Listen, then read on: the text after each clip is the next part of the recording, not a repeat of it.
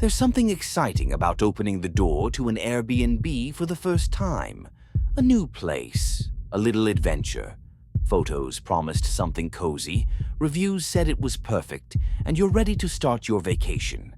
Most of the time, everything is exactly as expected. Most of the time, Airbnb works perfectly. But sometimes, rarely, but sometimes, you open that door and discover the listing wasn't honest. The host wasn't trustworthy, and the place you're supposed to sleep isn't safe. Tonight, I'm sharing 3 true stories from people who checked into Airbnbs that seemed perfect online. People who discovered something wrong, something dangerous, something that made them pack their bags at 2 a.m. and flee. These aren't exaggerations or complaints about cleanliness. These are documented cases where guests' safety was compromised, where they had to choose between staying and surviving. But before we unlock these stories, I need you to do something.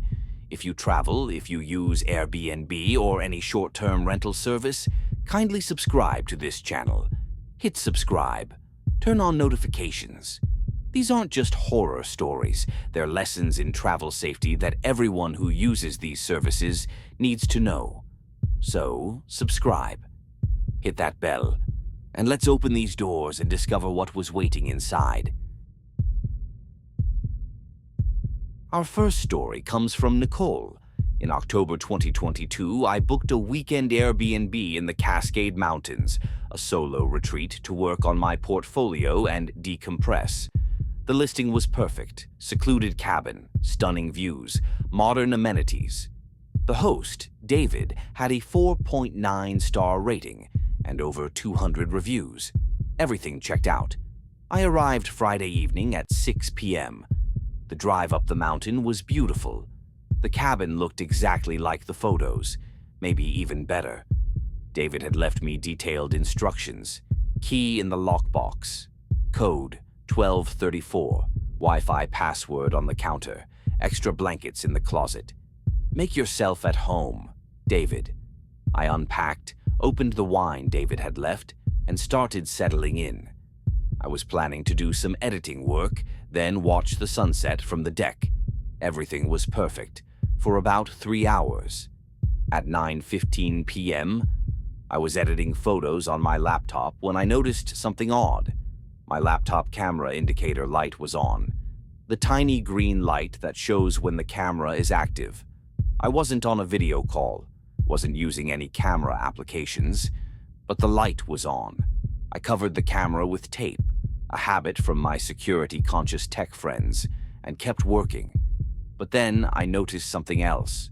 There was a small red light blinking in the smoke detector on the ceiling. Smoke detectors don't blink red unless they're low on battery. And they don't blink in a rapid pattern like this one was doing. I stood on a chair to examine it. That's when I saw it. A tiny camera lens, positioned to view the entire living room and kitchen area. I immediately grabbed my phone and started searching the cabin. I found 2 more cameras. One hidden in a decorative plant facing the bedroom. One in the bathroom disguised as an air freshener facing the shower. I had been in the cabin for 3 hours. I had changed clothes. I had showered. I had been in my underwear working on my laptop. And someone had been watching. I immediately called Airbnb support. The automated system put me on hold for 18 minutes. When I finally reached a representative, they advised me to document everything, check out immediately, and file a report. They would investigate and issue a refund. But here's what made my panic escalate. At 10:47 p.m., while I was on the phone with Airbnb, I heard a car pulling up outside. Then footsteps on the porch. Someone was at the door, trying to unlock it. David, the host, had driven up to the cabin, 30 minutes from town, at nearly 11 p.m., claiming he wanted to check on my stay. I didn't open the door. I told David through the door that everything was fine and I'd prefer privacy. He stayed on the porch for another 5 minutes. I could see his shadow moving past the windows. Could hear him walking around the cabin, looking in windows. Finally, David left. I watched through a crack in the curtains as he got in his car and drove away. But I didn't feel safe. I grabbed my essentials, laptop, phone, wallet, car keys. I left most of my belongings. I just wanted out. At 11:23 p.m., I fled the cabin. But as I was loading my car, motion sensor lights around the cabin activated, and I realized there were outdoor cameras too. David had been watching me arrive, watching me unpack, watching me discover the indoor cameras, watching me panic, watching me call Airbnb. He'd known everything in real time. I drove straight to the police station in the nearest town, 45 minutes down the mountain. I filed a report at 12:30 a.m. Police went to the cabin the next morning. They found 8 hidden cameras total, indoor and outdoor, all wireless, all streaming to a remote server. They also found something in David's shed that made the case much more serious. External hard drives, organized by date and guest name, years of footage, dozens of women, hundreds of hours of recorded video from inside the cabin.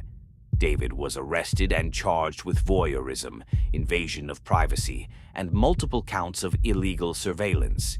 His real estate license was revoked. His Airbnb account and 3 other accounts he operated under different names were permanently banned. Investigation revealed he owned 6 properties in Washington and Oregon, all used as Airbnb rentals, most with hidden cameras. He'd been recording guests for years and storing the footage. Some footage was found on dark web forums where voyeurs share secretly recorded videos. My footage, including me showering and changing clothes, had been uploaded within hours of my arrival. David was sentenced to 6 years in prison and must register as a sex offender. He was also ordered to pay me substantial damages and other identified victims. But for me, the damage is ongoing. Every Airbnb listing now triggers anxiety. I check obsessively for cameras. I cover every lens. I can't fully relax in any rental property. I like to share this crucial information. Hidden cameras are getting smaller, harder to find, and more sophisticated. Here's what you need to know. How to detect hidden cameras. 1. Visual inspection. Look for small holes in smoke detectors, air purifiers, alarm clocks, USB chargers, picture frames, and plants.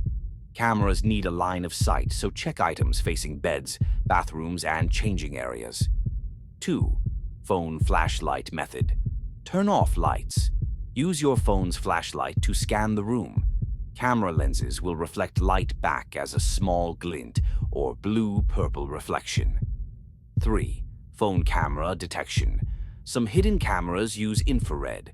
Turn off lights and use your phone's camera. Front-facing cameras work better. Scan the room.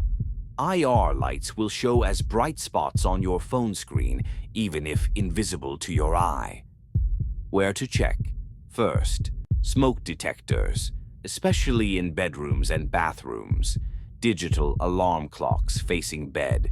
Picture frames. Mirrors, 2-way mirror test. Press fingernail against glass. If there's no gap between finger and reflection, it may be 2-way. Shower heads and bathroom fixtures, decorative items with holes or unusual positioning. Airbnb officially bans hidden cameras and requires disclosure of any security cameras on property. Hosts must disclose all cameras in the listing, and they must not be in bedrooms or bathrooms. If you find undisclosed cameras, 1. Document with photos, video. 2. Do not touch or disable them. Evidence. 3. Contact Airbnb immediately. 4. Check out and go somewhere safe. 5. File police report. Keep all communications with host. You will get a full refund, and Airbnb will cover costs of alternative accommodation. Nicole also shared one more thing that still haunts her. After David was arrested, police told me he'd been watching my booking from the moment I reserved. He knew I was coming alone, knew I was a woman, knew it was my first time at his property. And 45 minutes after I arrived, he'd posted on a forum, "New guest, solo female, watching now, link in comments." He wasn't just recording me, he was live streaming me to other predators in real time. Nicole's case led to reforms in Airbnb's camera policies and increased enforcement, but hidden camera technology is advancing faster than regulations. Check your rentals every single time, even if the host seems trustworthy, even if reviews are perfect. Because David had 200 glowing reviews and 8 hidden cameras. Our second story comes from Marcus and Tisha, a married couple in their late 30s. We booked an Airbnb in Austin, Texas for SXSW Festival in March 2023. The listing was in downtown Austin, walking distance to everything we wanted to do. Our host, Jennifer, had excellent reviews. The photos showed a modern loft with exposed brick, high ceilings, and a skyline view. We checked in on Thursday afternoon, March 16th, self-check-in with smart lock code, easy, smooth. The apartment was exactly as advertised. We spent Thursday evening at festival events, came back around 11 p.m., and went to bed. Friday, we were out all day. Music, panels, parties. We returned to the Airbnb around 1 a.m. Saturday morning, exhausted but happy. And that's when we noticed something strange. The bathroom towel we'd left on the floor that morning was now folded on the counter. The bed, which we'd left unmade, was made, and the dishes we left in the sink were washed and put away. Marcus checked the Airbnb listing, no mention of housekeeping during stays. He messaged Jennifer, "Hey, did someone come by today to clean? We noticed some things moved around." Jennifer responded 20 minutes later, "No, I didn't send anyone. You're the only ones with the door code. Is everything okay?" If Jennifer didn't send anyone, and they were the only ones with the door code, who had been in the apartment? We convinced ourselves we were paranoid. Maybe we had folded the towel and forgotten. Festival brain. Too much stimulation. We were exhausted. We went to sleep. At 3:17 a.m., Tisha woke up to use the bathroom, and she saw something that made her freeze. A man was sitting on their couch, in the dark, in their rented apartment, just sitting there, watching their bedroom door. The man stood up, made no move to run, just stood there, calm, as if he had every right to be there. Marcus grabbed his phone, ready to call 911, but the man spoke first. "Relax. This is my apartment. You're trespassing." The man claimed he lived there, said he'd been living in that apartment for 3 years, said he'd come home from work at 3 a.m. and found strangers in his home. But Marcus showed him the Airbnb confirmation, showed the host's listing, showed the access code Jennifer had provided. The man looked at the information and his expression changed, from confused to angry. The situation was escalating. The man was getting angry, not at us, but at his sister, Jennifer. But that didn't make us feel safer. We were in an apartment with a man who had keys, who knew the door code, who claimed he lived there, and who had apparently been entering the apartment while we were at the festival. Marcus called 911. Tisha started throwing their belongings into suitcases. We weren't waiting for this to resolve. We were leaving. Now. But as we were packing, the man said something. He'd been entering the apartment daily, going through our things, lying in our bed, showering in our bathroom, living his normal life while we were paying to stay there. Police arrived at 3:38 a.m. The situation was complicated. Here's what police discovered. The apartment belonged to Jennifer. She was on the lease. But her brother Cameron also lived there. His name wasn't on the lease, but he'd been staying there for months. A family arrangement. Jennifer had been renting the apartment on Airbnb without telling Cameron, scheduling bookings around his work schedule. She'd been pocketing the money. He'd been coming home between shifts and finding evidence of strangers in his home. That's why he'd started entering during the day, to reclaim his space, to assert his presence, to figure out what his sister was doing. But from our perspective, we'd paid for exclusive use of an apartment, and a strange man had been entering without permission, going through our belongings and sleeping in our bed. Police couldn't arrest Cameron. He lived there. But they did escort us to a hotel and helped us file a report against Jennifer for fraud. Airbnb investigated and found that Jennifer had been running this scam for 7 months. She'd made over $15,000 renting an apartment she shared with her brother, never disclosing that someone else lived there and had full access. Several previous guests had reported similar issues.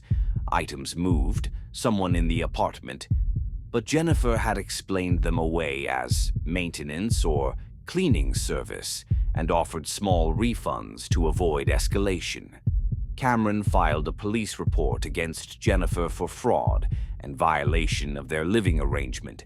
Jennifer's Airbnb account was permanently banned.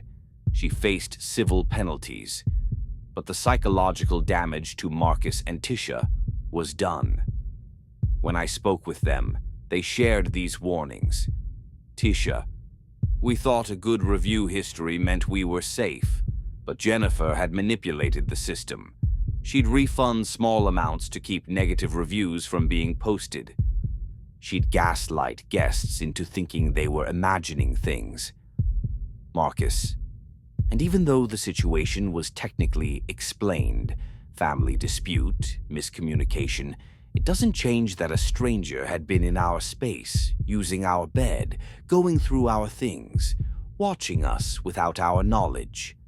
Tisha: "He could have planted cameras, taken photos of our IDs, gone through my laptop.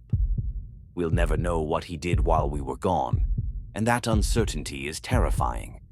They recommend these safety measures for Airbnb stays. If something's wrong, document everything with photos, video. Contact Airbnb support immediately, not just the host. If you feel unsafe, leave first, document later, file police report if there's criminal activity. Don't worry about seeming paranoid. Your safety matters more." Marcus: "We'll still use Airbnb, but we're much more careful now. We ask more questions. We trust our instincts. And if anything feels even slightly wrong, we're out. No rental is worth compromising your safety." Tisha: "And we always book places where we can confirm the host actually owns the property and lives elsewhere. No more situations where someone else might have access."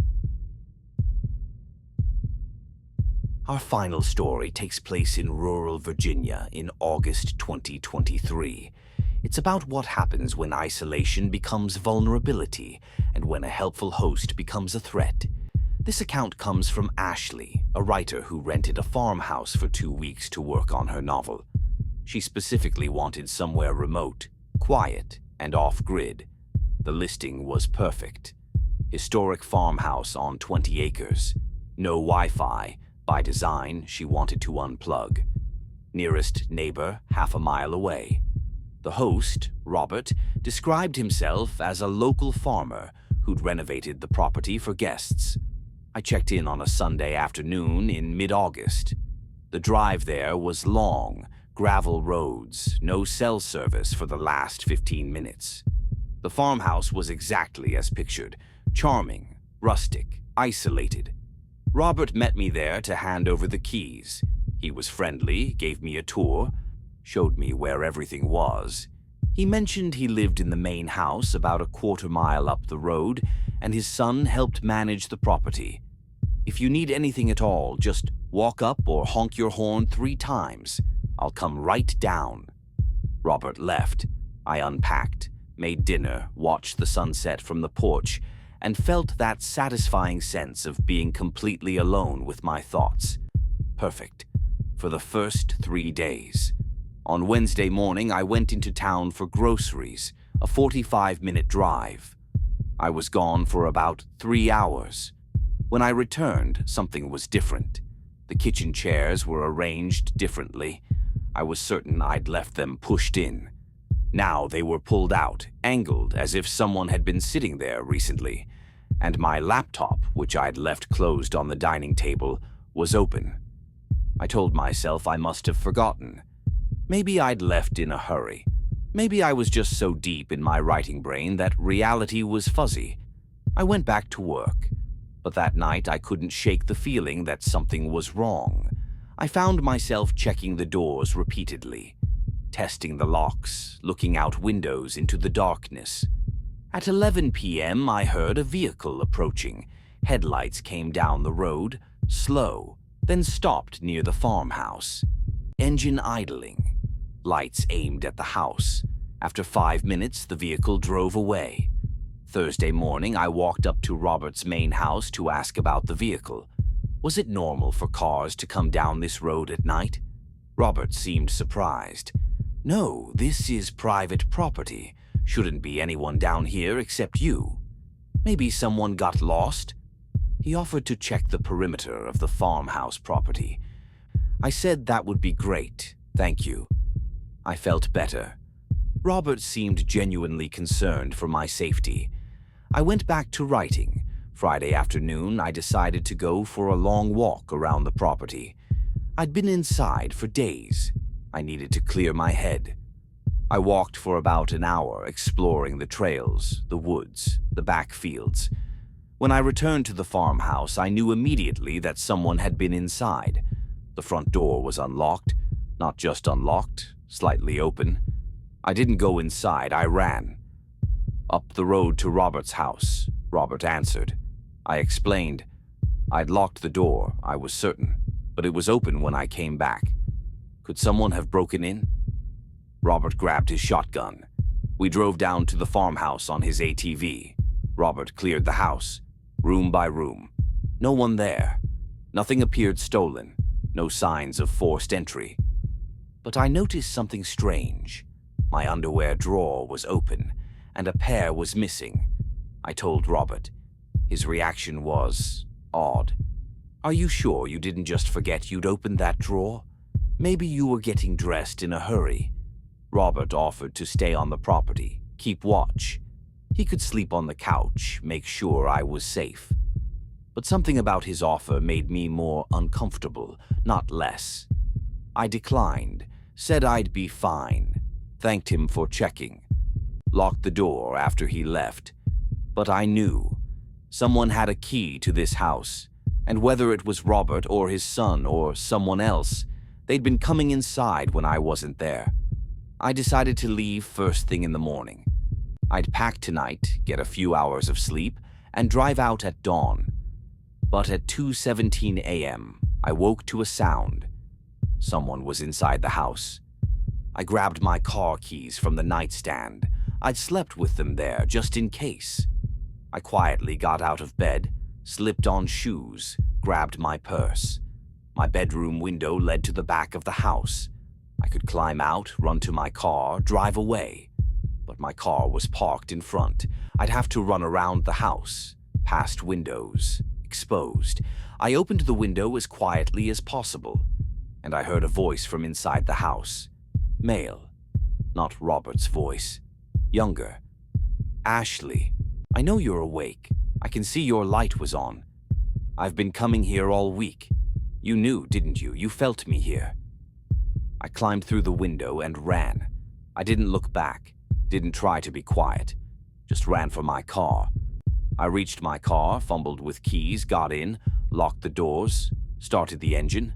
In my rearview mirror, I saw him, a man standing on the porch, watching me, not running after me, just watching, smiling. I drove the gravel road in pitch darkness with no cell service, crying, shaking, not knowing if headlights would appear behind me. It took 20 minutes to reach the main highway, another 15 to reach cell service. I pulled over at a gas station at 3:47 a.m. and called 911. Someone broke into my Airbnb. I had to run. I think he's been watching me all week. I think he might have been living there with me. Police met me at the gas station. I told them everything. They sent units to the farmhouse. When officers arrived at 5:30 a.m., the farmhouse was empty. The man was gone, but they found evidence that confirmed my worst fears.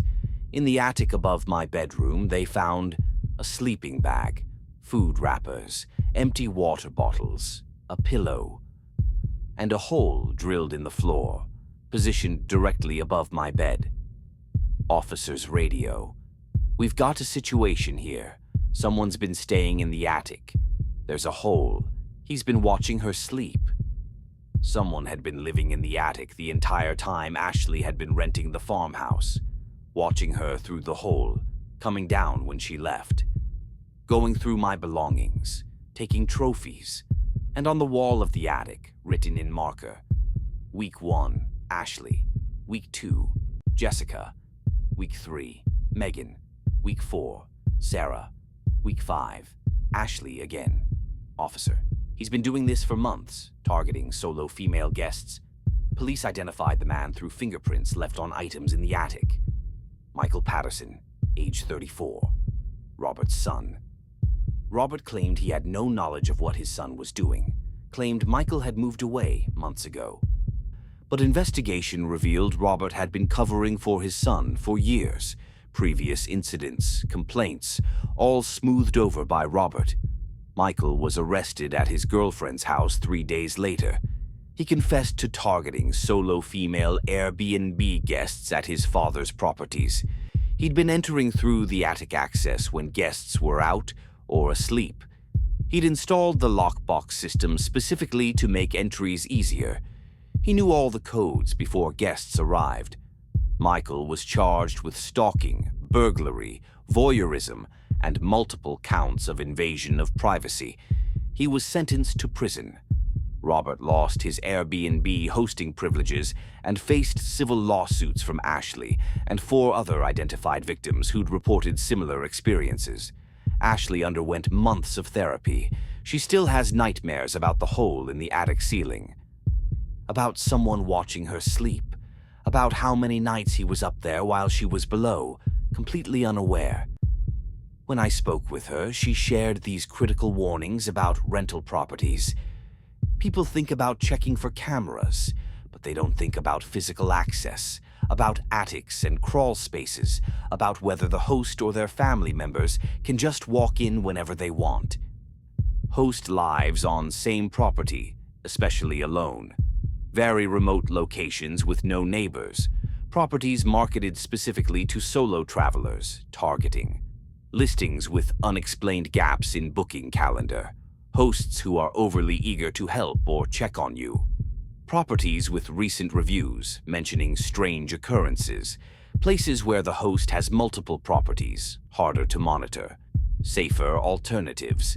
Hotels with 24/7 staff present. Urban Airbnbs in multi-unit buildings. Rentals with different owner and property manager. Places with visible security cameras, documented in listing. Properties where host verifiably lives elsewhere. Ashley. I wanted isolation. I got vulnerability. Those two things can look the same, but they're not. Isolation for creativity is being unreachable by the world. Vulnerability is being unreachable by help. I was alone with no cell service, with a predator who had keys and knowledge and time. And I'm lucky I escaped when I did. The next step in his pattern was physical assault. I know that now from his confession. I was week 5. He'd been escalating with each victim. I ran on the last night before his timeline said he'd make physical contact. The farmhouse is no longer listed on Airbnb. It sits empty now. Local residents say no one will rent it. The attic hole has been patched, but everyone knows what happened there. Sometimes the most beautiful listings hide the darkest secrets. 3 Airbnbs. 3 people who checked in expecting safety and privacy. 3 situations that forced them to flee in the middle of the night. Nicole, who discovered 8 hidden cameras and a host who live-streamed her to predators. Marcus and Tisha, who paid for exclusive use of an apartment where the host's brother was secretly living and entering daily, and Ashley, who rented a peaceful farmhouse where the host's son had been watching her sleep through a hole in the ceiling. Airbnb and similar platforms can be wonderful. Millions of stays happen safely every year. Most hosts are honest, respectful, and trustworthy. But the platform's design, strangers' homes, minimal oversight, self-check-in, varying safety standards, creates opportunities for bad actors, and awareness is your best protection. Special considerations for solo travelers. Avoid extremely remote locations. Choose places with neighbors nearby. Don't advertise you're traveling alone. Book for 2 guests. Share your exact location with trusted contacts. Have daily check-in routine with someone. Keep phone charged and accessible. Have backup plan and transportation readily available. Trust instincts immediately. Don't give second chances. These precautions might seem excessive, but Nicole, Marcus, Tisha, and Ashley all thought they were being careful too. They checked reviews, they chose highly rated hosts, they followed basic safety guidelines, and they still found themselves in situations where their safety was compromised and they had to escape in the middle of the night. If you're ever in that situation, trust yourself. Leave. Figure out logistics later. No rental is worth your safety. Thank you for watching. If you have your own Airbnb experience that taught you to be more careful, or if you learned something from these stories, share in the comments or submit anonymously through the email in the description. And please share this video with anyone who uses Airbnb or short-term rentals. These lessons could prevent them from becoming the next story I have to tell. Stay safe out there. Check your rentals thoroughly. Trust your instincts, and remember, it's always better to check out at 2 a.m. than to stay somewhere that doesn't feel safe.